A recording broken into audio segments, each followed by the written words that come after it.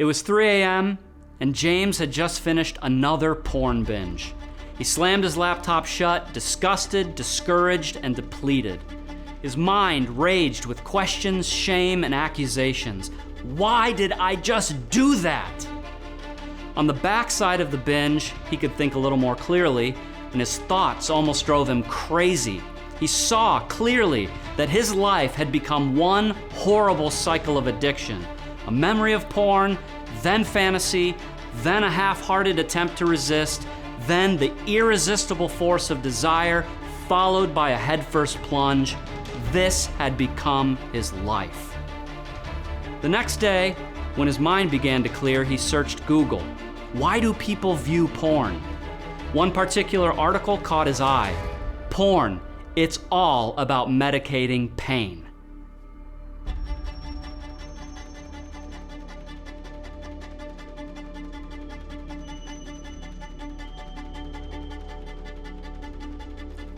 What James read in that article made all the sense in the world to him. It told him that we all have deep emotional needs, and unless those needs are met, we're going to search for something to satisfy us. A lack of love and affirmation, a difficult childhood, a really stressful time. The article explained that these are the kinds of things that drive many men to pornography for some easy relief. James immediately thought of his relationship with his girlfriend, Emma. They just weren't connecting like they used to, and things were strained. James quickly realized that he often viewed pornography after an argument, or when she wasn't as affectionate as he wanted her to be. Yeah, he said to himself, now I get why I view pornography. I'm just trying to medicate my pain. After a few more paragraphs about our need for emotional security, the article wrapped up by suggesting that those who turn to porn should find other, more constructive ways of getting their emotional needs met. Take a bike ride, find a hobby, get a pet. Remove any unnecessary stressors.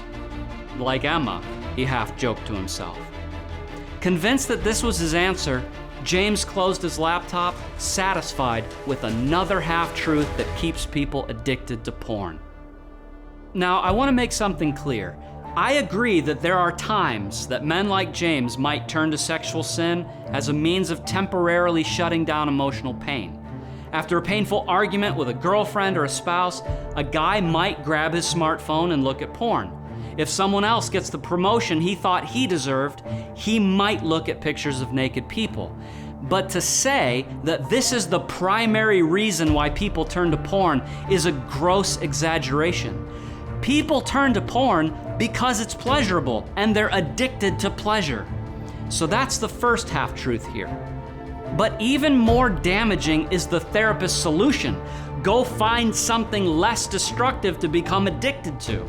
If we look to anything, no matter how harmless it might be, and make that the main purpose in life, the most important thing in our life, that's what the Bible calls idolatry.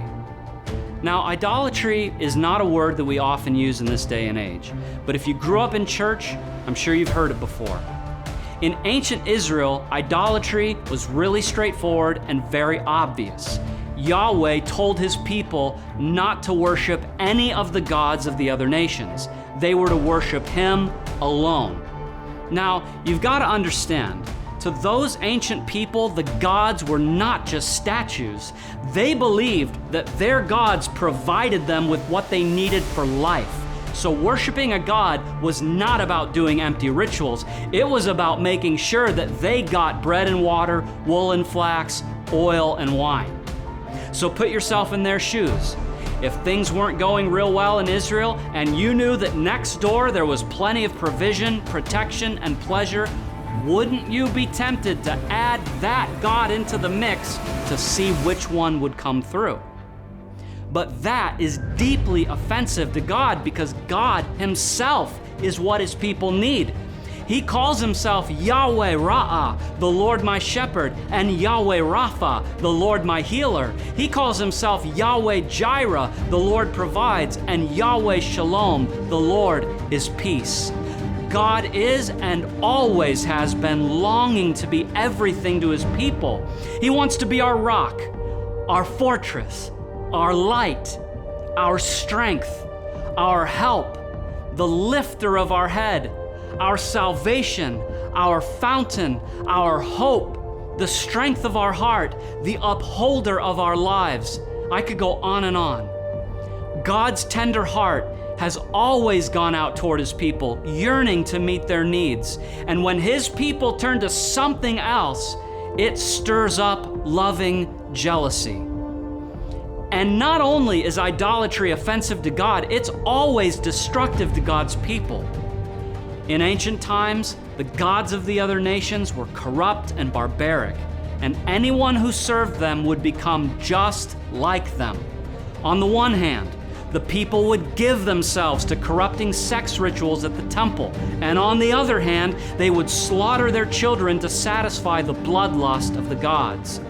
Now, I'm not trying to be overly dramatic, but when I think about the spirit behind those ancient idols and the spirit behind porn, there's some pretty scary similarities. Porn is also perverse, corrupt, and cruel. And at Pure Life, we're constantly coming face to face with the fallout from those who view it. It might offer short-term pleasure, but it always leaves behind it a stain of corruption and long-lasting destructive consequences. It certainly makes you wonder if the same demons are behind both. So let's bring this back to a guy like James. He goes to church every Sunday, and he claims that Jesus is his God, but who is actually on the throne of his heart? If James is addicted to the pleasure of porn, and he's using it as a way to medicate his pain, what's really going on inside of his heart? Many modern-day therapists would look at a guy like James and tell him, just find a less harmful way to get your needs met. They'd appeal to his sense of temporal well-being. But God would look at men like James and say, for my people have committed two evils. They've forsaken me, the spring of living waters, and cut out cisterns for themselves, broken cisterns that can't hold water. Is it true that some men watch porn to medicate their pain? Sure, but it's only half of the truth.